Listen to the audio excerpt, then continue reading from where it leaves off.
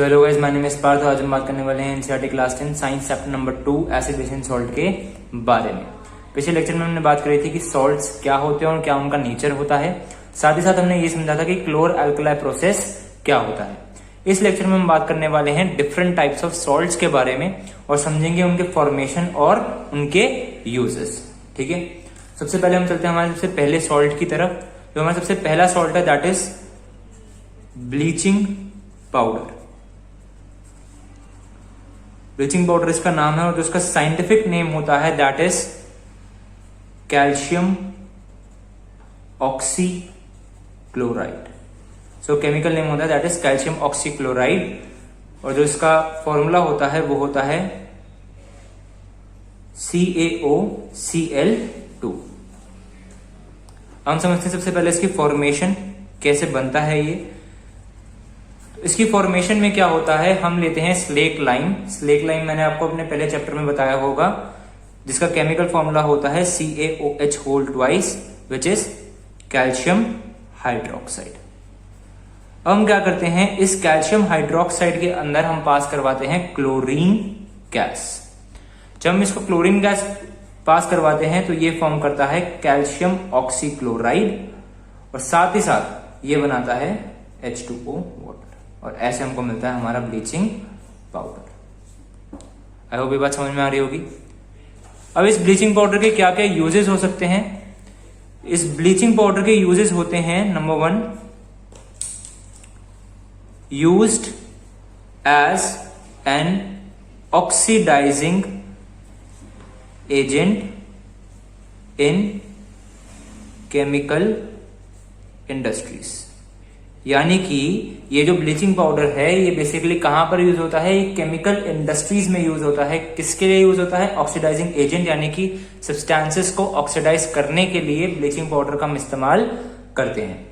दूसरा क्या हो सकता है इसका, सेकेंड इसका हो सकता है disinfecting drinking water. Bleaching powder जो होता है वो हमारे ड्रिंकिंग वाटर को डिसइंफेक्ट करने में, यानी कि उसके अंदर मौजूदा जर्म्स को मारने में भी हमें हेल्प करता है। और जो उसका थर्ड पॉइंट है वो है for bleaching cotton and linen in textile industries. तो आपको पता ही होगा कि जो कॉटन और लिनन होता है ये बेसिकली दो टाइप ऑफ क्लॉथ्स होते हैं हमारे पास और ये टेक्सटाइल इंडस्ट्री में इन दोनों क्लॉथ्स को ब्लीच करने में भी हमें हेल्प करता है। तो ये थे यूजेस और फॉर्मेशन किसके, ब्लीचिंग पाउडर के। तो हम चलते हैं अपने नेक्स्ट सॉल्ट की तरफ। जो हमारा नेक्स्ट सॉल्ट है वो है बेकिंग सोडा। बेकिंग सोडा का जो केमिकल नेम होता है that is sodium hydrogen carbonate. तो इसका केमिकल जो फॉर्मूला होता है वो हमारा होता है NaHCO3। राइट, हम समझते हैं इसके फॉर्मेशन पे कैसे बनता है बेकिंग सोडा। तो बेकिंग सोडा के बारे में मैं एक जनरल चीज बताता हूँ कि बेकिंग सोडा हमारे घर के खानों में भी यूज होता है। जब हम कोई चीज फ्राई कर रहे होते हैं तो उसको और क्रिस्पी बनाने के लिए हम बेकिंग सोडा का उपयोग करते हैं। अब हम चलते हैं अपने फॉर्मेशन की तरफ। तो जिसका फॉर्मेशन होता है वो कैसे होता है, हम लेते हैं अपना कॉमन सॉल्ट NaCl और उसको डिसॉल्व करते हैं वाटर में यानी कि H2O। फिर उसके अंदर से हम पास करवाते हैं कार्बन डाइऑक्साइड और अमोनिया। जब हम ये सारे के सारे सब्सटेंसेस एक साथ मिलाते हैं तो हमको मिलता है NH4Cl which is ammonium chloride और साथ ही साथ हमें मिलता है NaHCO3 which is sodium hydrogen carbonate और also known as baking soda. तो ये हमारा बनता है बेकिंग सोडा। और ये कैसे बनता है, जब हम कॉमन सॉल्ट के सॉल्यूशन को यानी कि ब्राइन के अंदर जब हम कार्बन डाइऑक्साइड और अमोनिया जब हम मिक्स करते हैं तो वो फॉर्म करता है दो प्रोडक्ट्स कौन से, एक अमोनियम क्लोराइड और दूसरा क्या देता है हमें, ये sodium hydrogen carbonate which is a baking soda. और क्या क्या यूजेस होते हैं बेकिंग सोडा के, आइए वो भी समझ लेते हैं। जो यूजेस होते हैं बेकिंग सोडा के, सबसे पहला यूज होता है इसका that is it is an ingredient in antacid. अब क्या होता है एंटासिड? अगर आपने मेरे पिछले लेक्चर्स देखे होंगे तो मैंने बताया है कि एंटासिड कोई भी एक ऐसा सब्सटेंस है जो एसिड के इफेक्ट को खत्म कर देता है, जो कि किस नेचर का होता है? बेसिक नेचर का होता है, क्योंकि अगर आप एसिड के अंदर बेस डालोगे तो जो हमारा इफेक्ट होगा वो न्यूट्रलाइज हो जाएगा एसिड का, तो इसलिए हम इसको क्या कहते हैं? एंटासिड कहते हैं, यानी कि वो सब्सटेंसेस जो एसिड के इफेक्ट को खत्म कर दें। So it is an ingredient in antacid as being alkaline, it neutralizes the effect of excess acid produced in our body। यानी कि हम इसको एज एन एंटासिड इसलिए यूज करते हैं क्योंकि ये नेचर में कैसा होता है? अल्कलाइन होता है, और साथ ही साथ क्योंकि ये अल्कलाइन है तो ये क्या करता है? ये एसिड के एक्सेस इफेक्ट को, यानी कि जो ज्यादा एसिड हमारी बॉडी में प्रोड्यूस हो गया है उसके इफेक्ट को न्यूट्रलाइज करता है और हमें रिलीफ पहुंचाता है। जो हमारा दूसरा यूज है इसका वो है it is used in soda acid fire extinguisher. ये वो एक्सटिंग्विशर होता है जो आप बड़े बड़े गवर्नमेंट बिल्डिंग्स में, अपने स्कूल्स में, आप कहीं पर भी किसी ऑफिस एरिया में देखते होंगे, लाल कलर के जो कैन में होता है उसको सोडा एसिड फायर एक्सटिंग्विशर कहते हैं, जो कि आग बुझाने के काम में आता है। उसमें भी किसका इस्तेमाल होता है? बेकिंग सोडा का इस्तेमाल होता है, सोडियम हाइड्रोजन कार्बोनेट का इस्तेमाल होता है। तो हम चलते हैं अपने नेक्स्ट सॉल्ट की तरफ। जो हमारा नेक्स्ट सॉल्ट है वो है वॉशिंग सोडा। वॉशिंग सोडा का जो केमिकल नेम होता है that is sodium carbonate decahydrate. इसका नाम बड़ा अटपटा सा है। सोडियम कार्बोनेट तो आपको समझ में आ गया होगा, Na2CO3, बट ये डेकाहाइड्रेट क्या होता है तो मैं समझाता हूं। ये बेसिकली है sodium carbonate with 10 molecules of water. कभी कभार क्या होता है, कुछ सब्सटेंसेस में उनके कितने नंबर ऑफ वाटर मॉलिक्यूल्स उसमें मौजूद हैं वो लिखे जाते हैं, और इसको हम बोलते हैं वाटर ऑफ क्रिस्टलाइजेशन। तो इसमें भी क्या हो रहा है कि हमारे पास क्योंकि सोडियम कार्बोनेट के साथ 10 मॉलिक्यूल ऑफ वाटर हैं, इसलिए हम इसको बोल रहे हैं decahydrate. Deka means 10, hydrate means water.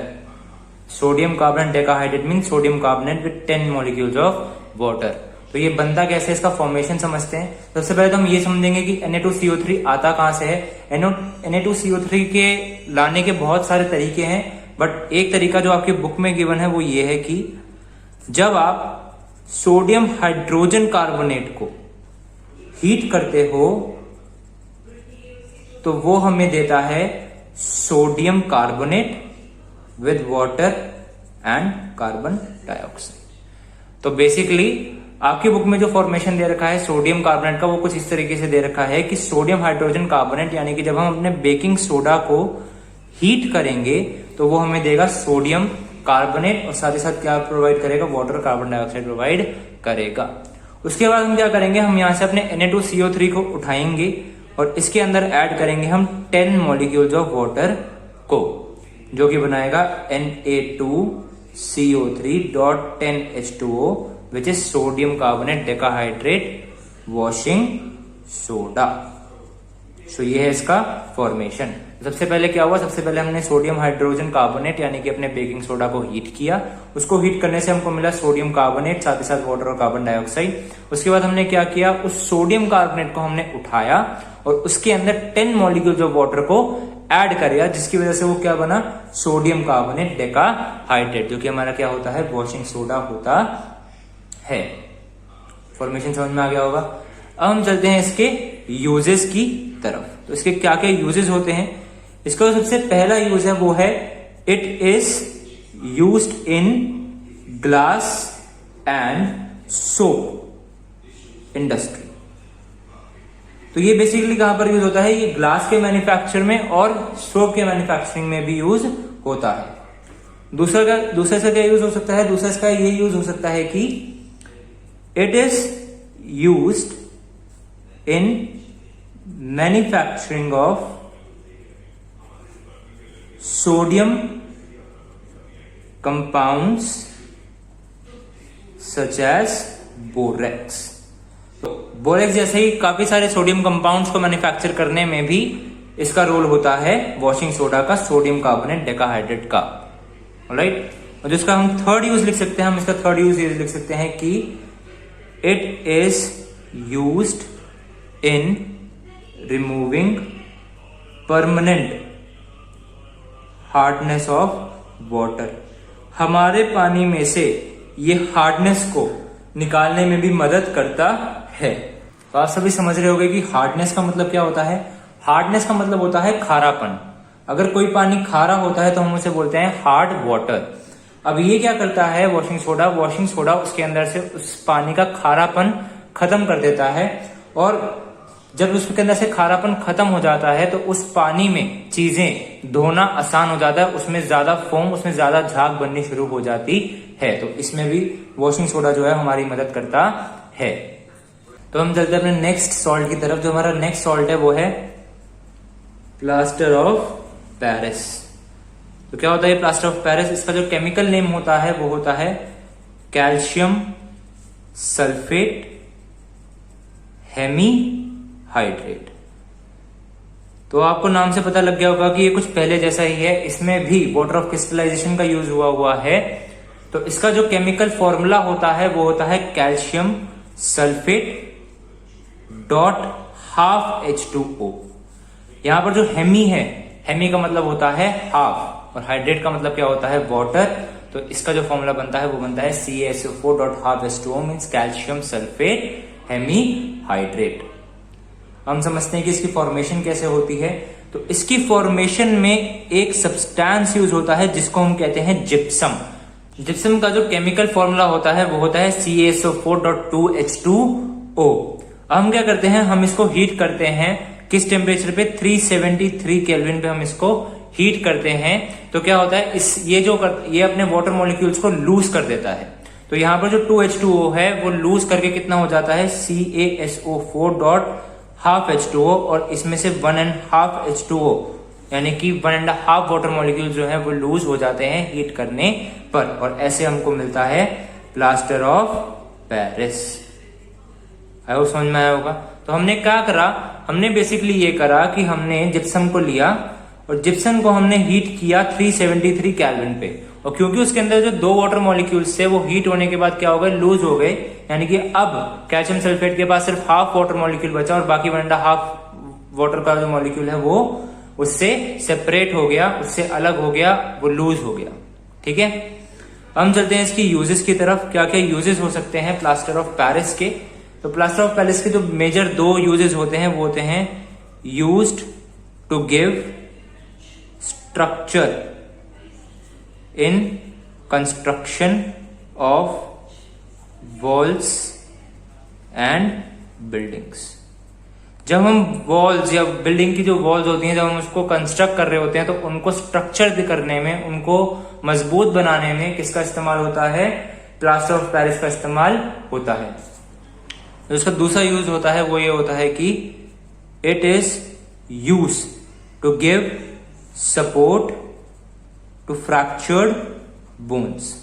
जब आपको फ्रैक्चर चढ़ता है आपके ब्रोकन बोन्स के ऊपर, तो उसमें भी प्लास्टर ऑफ पेरिस का इस्तेमाल किया जाता है। तो ये इसका दूसरा यूज होता है प्लास्टर ऑफ पेरिस का।